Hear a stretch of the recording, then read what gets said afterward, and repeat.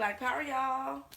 So I've just been scrolling through my timeline, and I've been noticing all the moms and dads that have been home, and they're just so excited to spend more time with the family and, you know, spend more time with the children.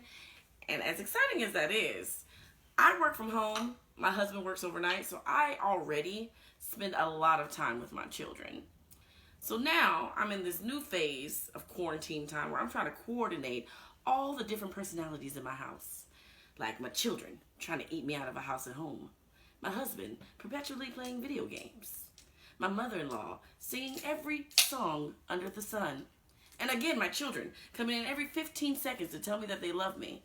I mean, that is adorable, but it is also annoying. So I'm trying to check in with the moms. What are the moms doing right now? Because I'm just trying not to go crazy. And what I've been doing is drinking beer out of the wine glass. You know, very classy. And also researching some other revolutionary mamas, some other revolutionary women to get myself inspired. Because if you don't know, right now we are in a motherfucking crisis. A real crisis. A pandemic that is affecting everything and everybody. And what we also are noticing is that ain't nobody ready for this. And by nobody, I mean the government.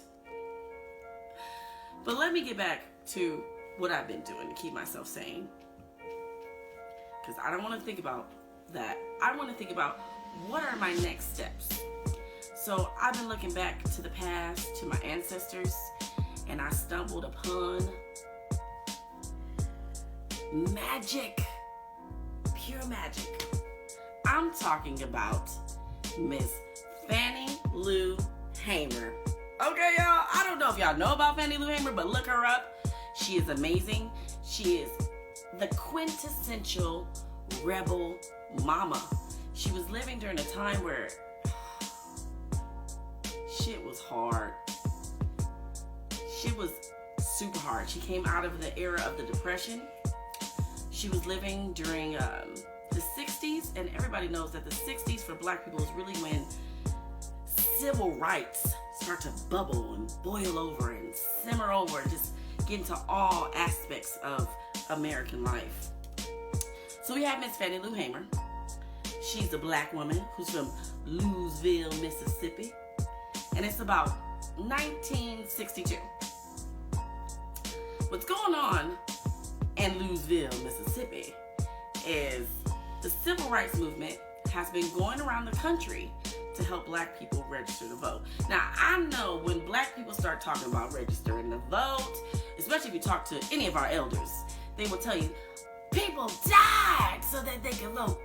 People were killed so that I could vote. If you listen to Miss Fannie Lou Hamer, she will tell you herself. She wasn't about to risk her life to vote.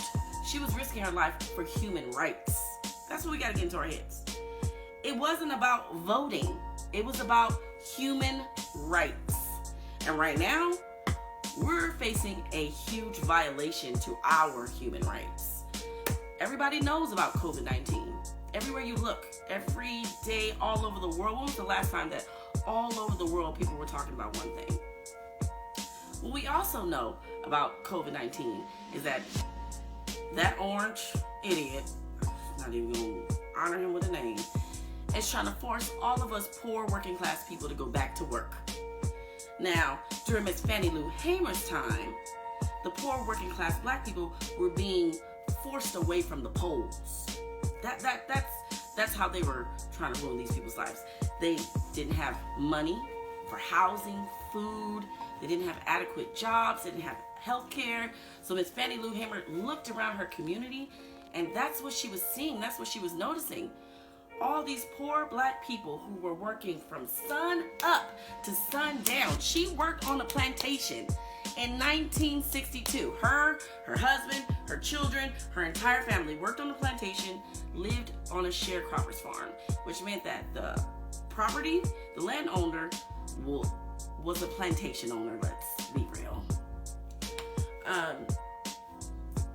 when the civil rights movement finally made it to her part of Mississippi, Fannie Lou jumped up and was like, if this is what it's going to take to get my human rights, this is what I'm going to do.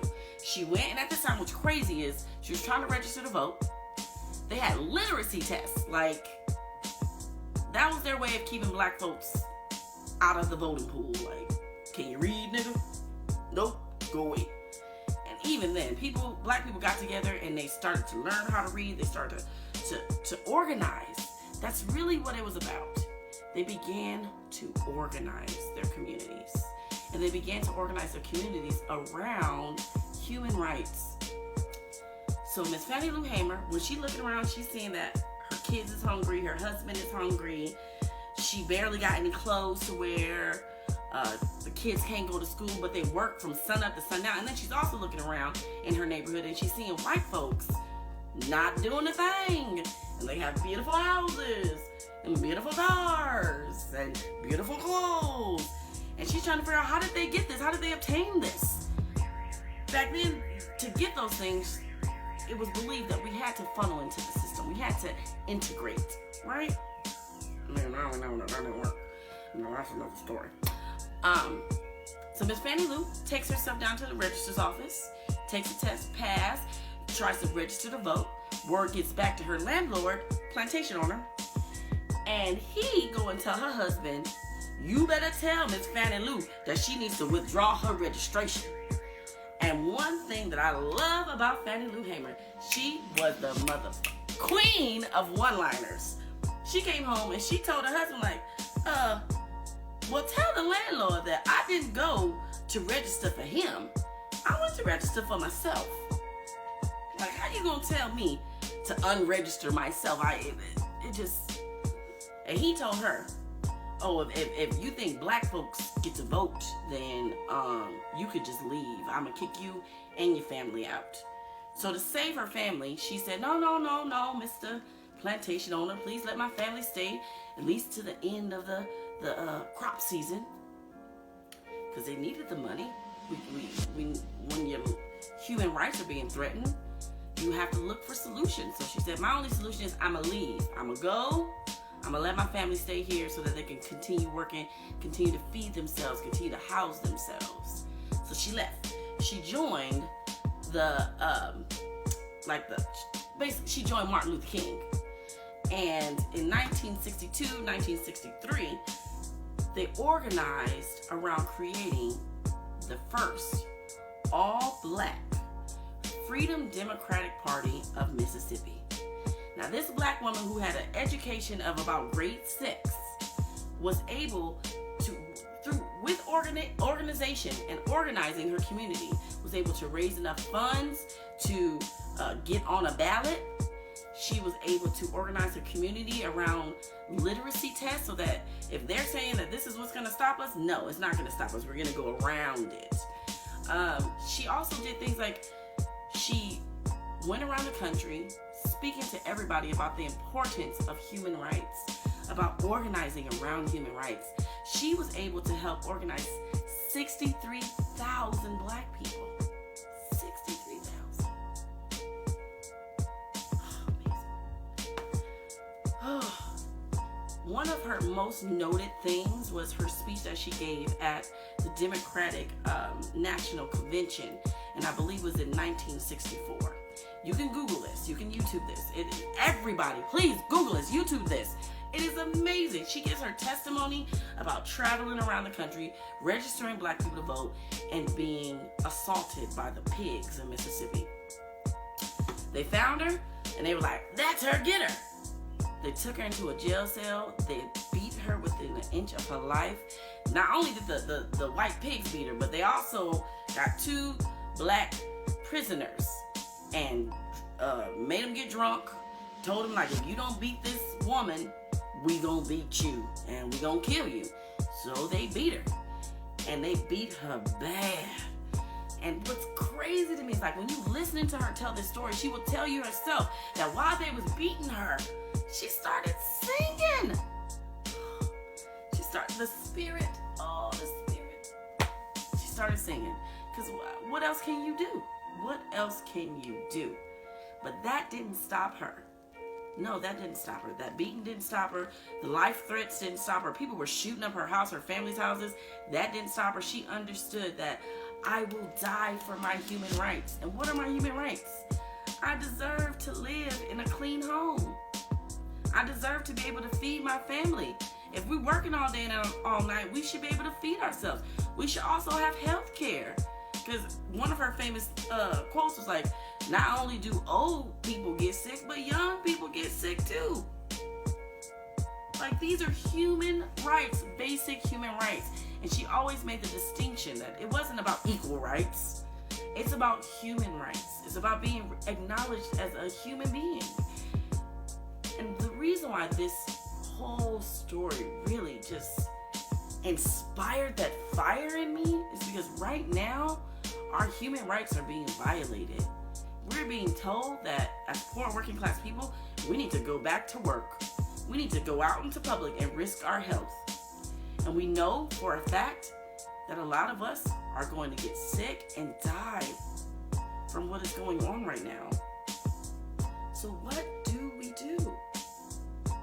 We need to pick up the spirit of Fannie Lou Hamer. Yes, Hamer. She's my Hammer mama. Fannie Lou Hamer. And organize our communities. And we need to organize our communities around the facts. And the facts are this. Our lives are in danger. The government that has forced us to lean on it is crumbling. They have absolutely no solutions. So the solutions are going to have to come from the community. The solutions are going to have to come from the people. That's really what Miss Fannie Lou Hamer was about. The solutions must come from the people. So while I'm quarantining and not trying to kill my family, I am looking to my community because that's the only thing that's really been keeping me sane.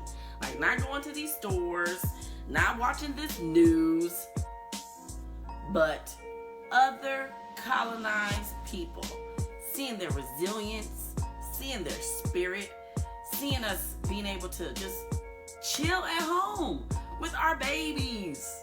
Like, this is a new stage in life. We are going to be facing what a lot of economists are saying, something akin to the Great Depression. And it's going to be rough. It's going to be roughest on the poorest of us. So right now, we need to organize. How do you organize? Join a revolutionary organization. Fannie Lou Hamer did it in her time. The revolutionary organization of her time was like SNCC and the Christian Democratic League and things like that. And those were the revolutionary parties of her day. We do have revolutionary parties of today. Black Hammer. Yes, join Black Hammer. Learn how we can organize ourselves out of this mess, because the government is not going to do it. We know this. We've seen this. We see what they do with any kind of pandemic, any kind of virus that gets out into the world. They blame the poor people. Really, that's really what happens historically. Look it up. Every pandemic, they've somehow blamed the poor people and not the people in charge. And why are they even in charge? But I don't know about y'all. I'm out here just trying to stay sane. And the best way to do that is to read up on some revolutionary literature. I highly recommend you join Black Hammer so you can organize in your interest and your community's interest. And please look up my sister, Fannie Lou Hamer, because she had the fire to inspire. She inspired her people to do so much. And that's what it takes. Regular moms and dads, regular sisters and brothers, regular cousins, regular people, siblings, everybody. You just got to organize in your interests. And we can teach you to do that at Black Hammer. Black Power.